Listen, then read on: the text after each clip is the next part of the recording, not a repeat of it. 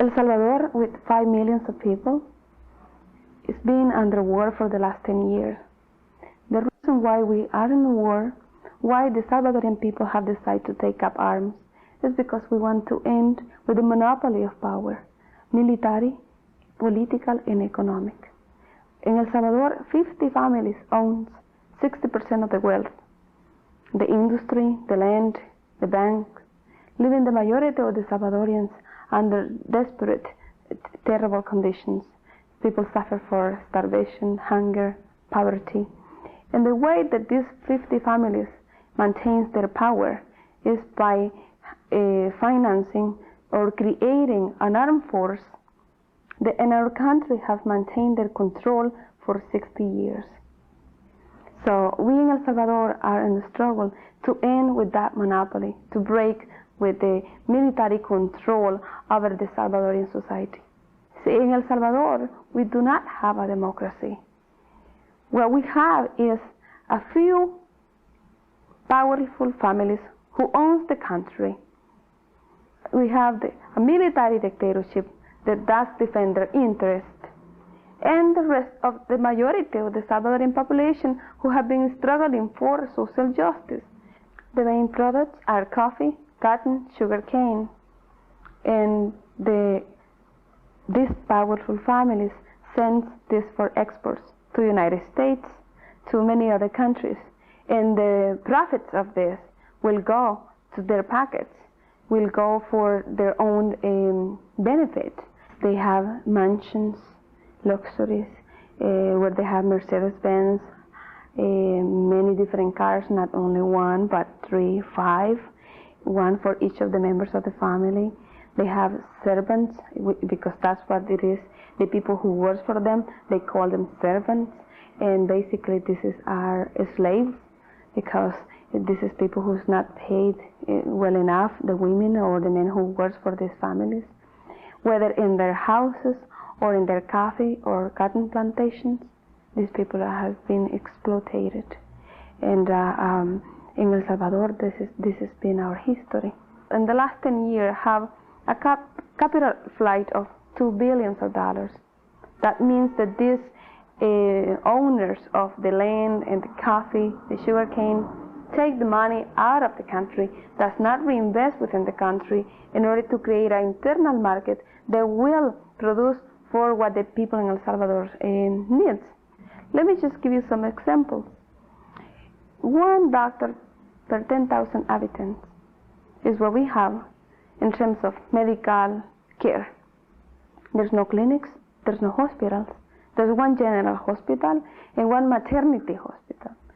If you go to the maternity hospital, you will see women giving birth in chairs, or 2 women in one bed.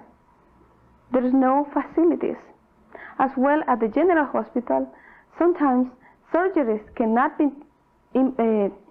done because there's no needles, thread. People in El Salvador die for this lacking of the resources, because the government, those families, the armed forces will never care for the people, because never in the history the Salvadorian people has been allowed to vote for the president that they want, for the president that they believe on. In El Salvador, the armed forces has been deciding who's going to be the next president. If you remember the elections in 1989, Arena party was running for the elections. Arena, that back in 1984 was in the electoral campaign of the Christian Democrats, was announced publicly. The Arena, it was the party of the death squads. The opposition was running for the elections too. The Democratic Convergence, which was the parties and the opposition were running for the elections. But let me tell you, they could not carry out their electoral campaign. They were stopped by checkpoints of the military and sent them back to the city. They were not allowed to go at the different districts and be in touch with the population and present what their campaign was. As well, it's important to mention that the day of the elections, in a small village, a person that goes to vote will find at the voting table a member of the armed forces and a member of Arena. For who they're going to vote for? I will vote for Arena because that way I will save my life. That's why we say the elections in El Salvador last year were only carried out as a way to continue with the war, to legitimize the military control, and as a way to not to end the war. We believe that we need to end with the military control as the only way to have an opportunity, at least for once, to be able to speak, to be able to organize, to be able to exercise real democracy. The majority of the soldiers comes from the countryside, and they're being drafted by the force. And what happens is that from the very first day they go to the garrisons or where they have been recruited, they start to be abused, brutally abused, and they've been jailed and really abused. Part of the training is, I remember that, who's the enemy? Is the people. Who's the enemy? Is the people. Who you gonna kill? The people. Who you gonna kill? The people. That's part of the chanting, the slogans that they have in their training. And if they have to kill their mother and their father, they will. In the name of the flag and the homeland and the country, and they have to kill even their parents if they have to. Yeah. In El Salvador, you're scared to talk to your neighbor. You're scared to talk to, if you're in a bus and sitting next to a passenger, you're scared to talk to them. You can't talk about what's going on. That is not fair, the life that we live on. That is not fair that you don't have a social security, that you've been fired from your job. You can't talk about those things. You can't talk about alternatives. What is possible in our country? No, because you can be called communist, subversive, you can be killed. I'm talking about civilians who were members of the grassroots organizations, labor organizations, church, as in many other institutions. For example, a teacher who was in his classroom teaching to the students, the armed forces or death squad will come and kill him in front of the students.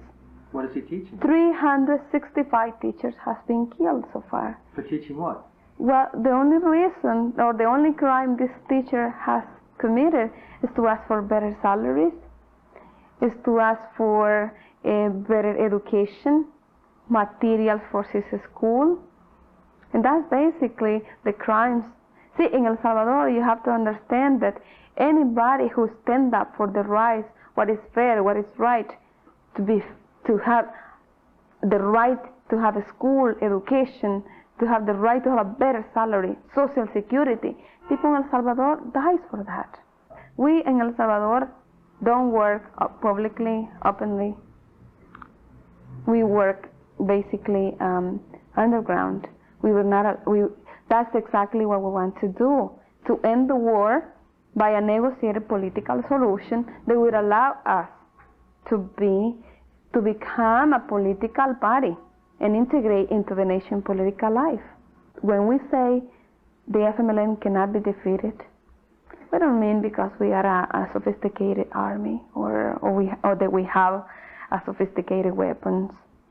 No, we mean it because the FMLN is the only hope, a real hope in the Salvadorian future that does represent a real change. I went to El Salvador in the spring of 1988 on a delegation of other activists who've been doing anti-intervention work around El Salvador in this country, basically just to get a little more of a feel for what was going on and get a little more information to bring back. And the thing that struck me more than anything was that, you know, we went to a country where that's desperately poor. More than half of the people are unemployed. We went out to the countryside where people were literally living in shacks made out of whatever garbage or, you know, packing material, boxes they could find. People were barefoot. They had no buttons on their shirts. And these people had a more sophisticated analysis and understanding of why they were poor, what our government's policy was, what was happening in the rest of the world, what was happening in Nicaragua, in Cuba, the conditions in the United States. They had more knowledge and understanding of the political situation in the world, in their country, and here than the average people here, and they knew exactly what they needed to do to change it. And regardless of, you know, one of them in this one community we visited, an peasant organizer had been tortured by the military a week before.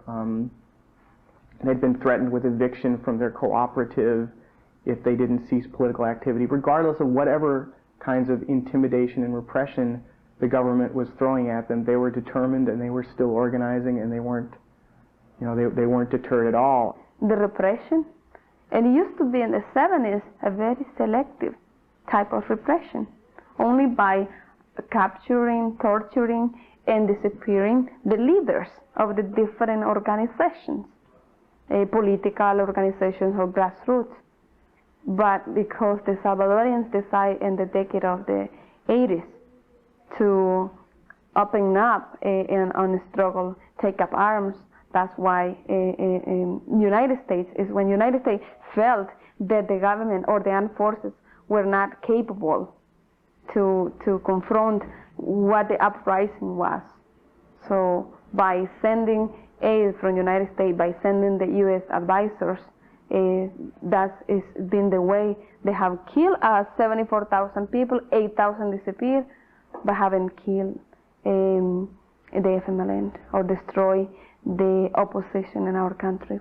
Latin America has been considered as United States backyard, and it's a zone of influence, political, economic, military as well.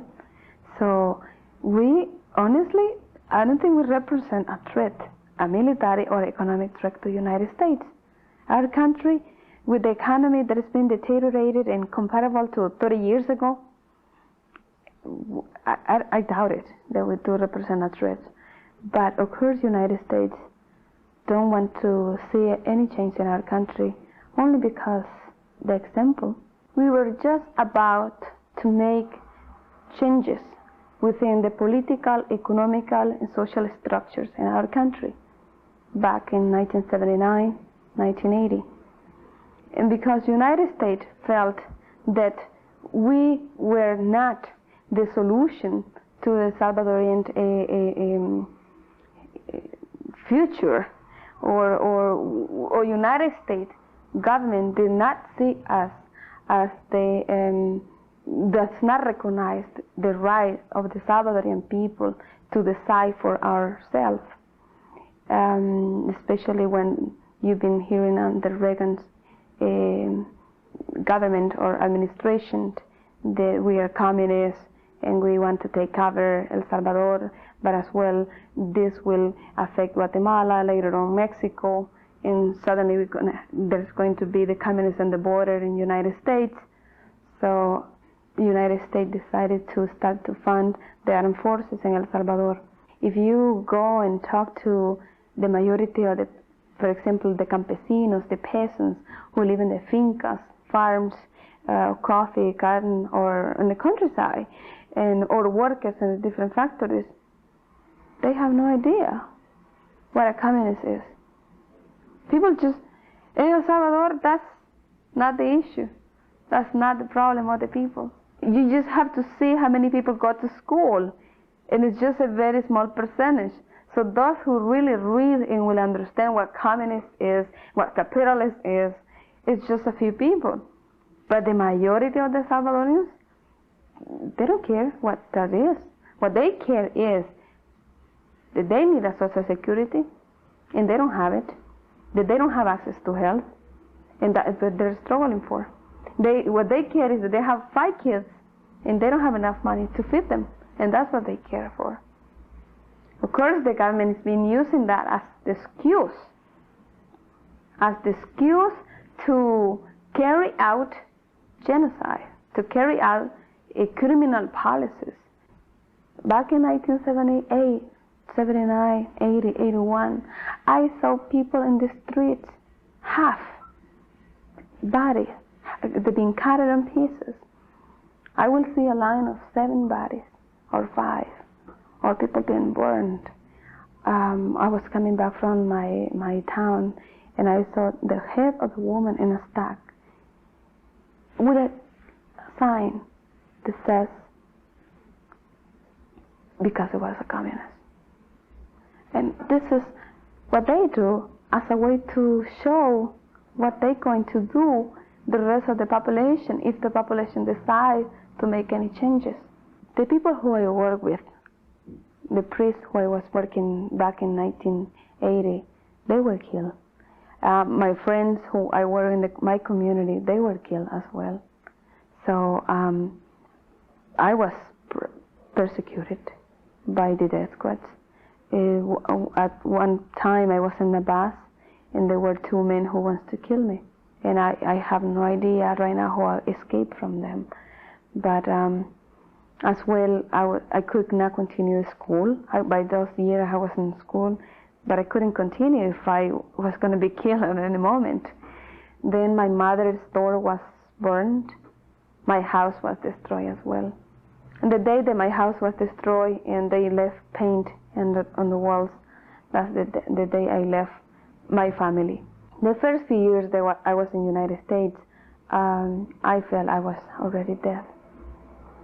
Because all my friends were killed, my family, many members of my family has been killed as well. And I felt that, how can I be away from my country, not doing anything? And then is when I really felt death. So I decided to go back. And when I went back, I saw a lot of friends that I had that were in the past not involved in the FMLN. By that time, they were already involved. And I saw many other new generations. See, we have lost generations in our country. We met with women whose, all of whom had either a son or a husband who had been killed for their union organizing.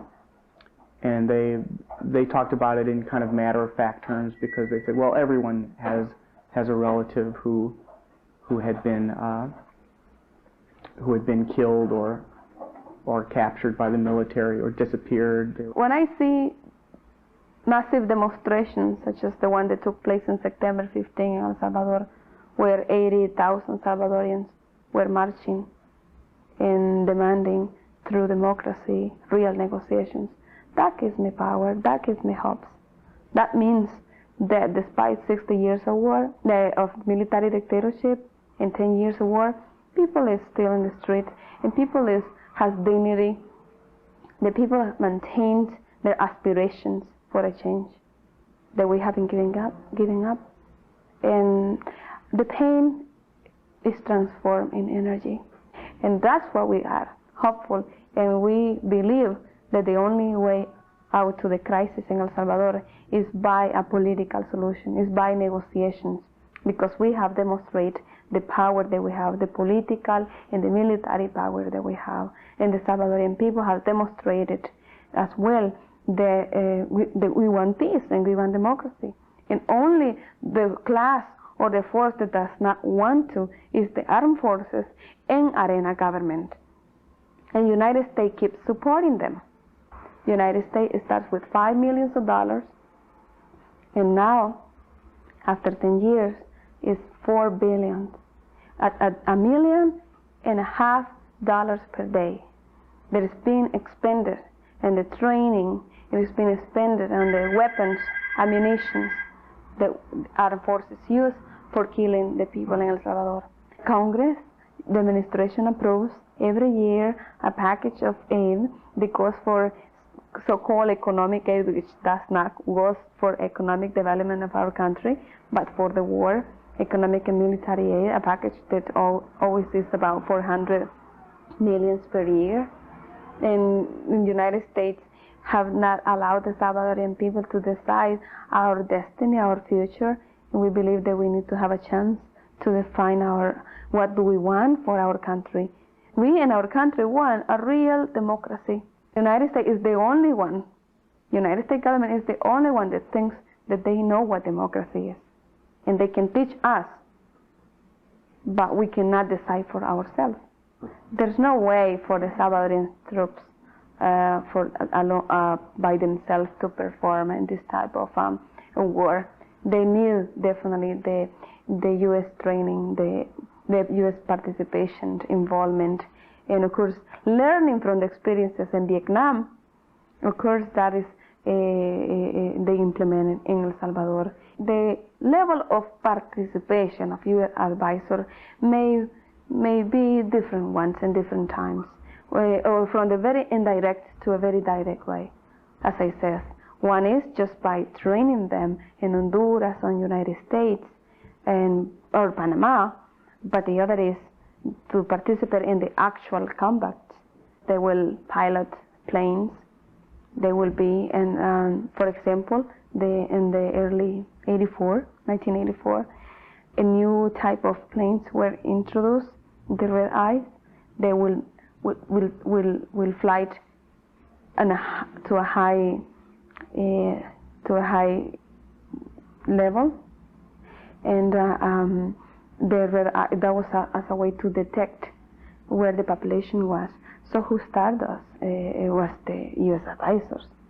They're the ones. So next day, the army will bombard the areas that has been defined where we are. So that was the kind of cooperation they will have. As well, a U.S. advisor means to torture political prisoners. There has been examples in which U.S. advisor has been in the prisons, clandestine jails of El Salvador, torturing political prisoners. What they have created is a monster. The armed forces in El Salvador is only a monster. It's a creature that has been created by the United States that only knows how to kill Jesuits, how to kill priests, how to kill women, how to kill children. In 1980, 600 peasants were killed in one time. In 1981, 700 peasants were killed in one time, where babies were thrown to the air and shot. Babies were used as target. That's only what the armed forces know how to do. So if the United States realize what is the real nature of the armed forces, I'm sure there will be a change of the policy. Our taxes are being used to kill people in El Salvador, but that's another question. Why aren't they being used for when there's shortage of education here? The healthcare programs are being cut. There's an AIDS crisis. None of the programs that fund human needs, those are being cut, and at the same time the military keeps going up, up, up. So I think it's definitely in all of our interest to see our government use the resources that this country has in a more humane way, and that's going to be benefit not only to people in El Salvador, but people all over the world. I believe that the only way that United States will change their policy, United States government will change their policies by if the people in the United States. I believe that the people in the United States has the capacity, has the power to change that policy. I believe in that. Organizations such as CISPES, the Committee in Solidarity with the People in El Salvador, they have all different type of programs working against United States intervention in El Salvador. CISPES has been in existence in the United States since 1980. In October, we were founded mainly with people concerned about another Vietnam War happening in El Salvador. There was 4 U.S. Church workers killed in El Salvador. Also, the Archbishop of Romero were killed in 1980. So a growing response to the U.S. intervention in El Salvador. We formed, and committees sprouted up throughout the country.